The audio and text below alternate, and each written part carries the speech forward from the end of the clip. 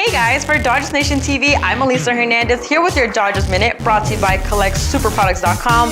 The injury bug has plagued the Dodgers all season, and with the NL West race being so close, the Dodgers need all the help that they can get. Now, we all know that Kershaw Day has been postponed, but on Friday, Clayton Kershaw hinted that he might return before the regular season is over.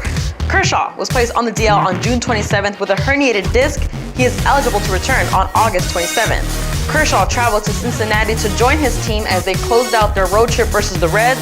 Kershaw threw off flat ground on Friday, and during his bullpen session on Saturday, Kershaw might throw 20 to 25 pitches, but off the mound this time. He told reporters he is confident he will pitch again this season.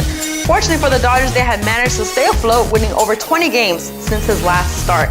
As for the rest of the series versus the Reds, the Dodgers plan to start Julio Urias on Sunday, with Kenta Maeda taking the mound on either Monday or Tuesday. Following this road trip, the Dodgers will come home for 6 games, starting with a 3-game series versus the San Francisco Giants. Rich Hill is expected to get the start on Wednesday after a successful session where he threw 75 pitches. Hill's debut has been delayed due to a blister on his finger, but following the simulation, he says that everything went great, so fingers crossed there. In other news, Andrew Friedman made his way to OKC to check out Yasiel Puig, who has been thriving there.